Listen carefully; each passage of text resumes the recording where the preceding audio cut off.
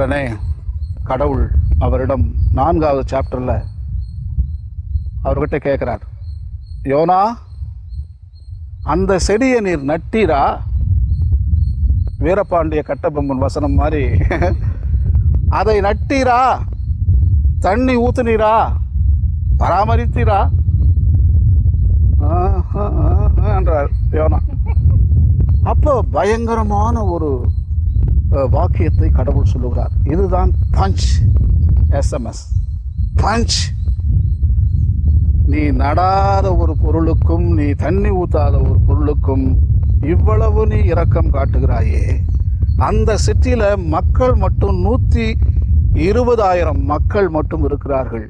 கால்நடைகள், பூச்சிகள், விலங்குகள், மரங்கள், தாவரங்கள், அவையெல்லாம் நான் படைத்தவை. நான் ஒவ்வொரு நாளும் இரக்கம் காட்டி கொண்டிருக்கிறேன். அப்பேற்பட்டவைகளை அழிய நான் விழுவேனா? அலோவ் பண்ணுவனா? நான் என்னுடைய மனது எவ்வளவு வேதனைப்படும். நாம் நோவாவில் பார்த்தோம். அந்த வாக்குறுதி பற்றி நான் உங்களுக்கு சொன்னேன். வாக்குறுதி, அந்த உடன்படிக்கை 3 பேர், கடவுள், மனிதன், படைப்பு, 3 பேருடைய உடன்படி. அவர் என்ன சொல்றாரு? இனிமே நான் ஒரு காலமும் உங்களை நான் அழிக்க மாட்டேன். பாத்தியா எவ்வளவு நல்லா கீப் அப் பண்றார் இந்த இடத்துல. அழிய விட மாட்டேன், அவற்றை காப்பாற்றியே நான் தீர்வேன். அவருடைய சபதம் தான்.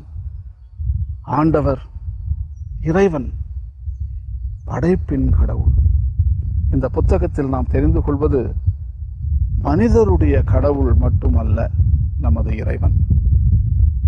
ஆபிரகாமின் கடவுள் மட்டுமல்ல, ஈசாக்கின் கடவுள் மட்டுமல்ல, யாக்கோபின் கடவுள் மட்டுமல்ல, ரெபேக்காவின் கடவுள் மட்டுமல்ல, ராக்கேலின் கடவுள் மட்டுமல்ல, ஆகாரின் கடவுள் மட்டும் அல்ல, யானையின் கடவுளும் கூட, பூனையின் கடவுளும் கூட, பாம்பின் கடவுள் கூட, கொசுவின் கடவுள் கூட, டைனோசோர்களின் கடவுள் கூட, நிலத்தின் கடவுள் கூட, நீரின் கடவுள் கூட, வானத்தின் கடவுள் கூட, இந்த காற்றின் கடவுள் கூட.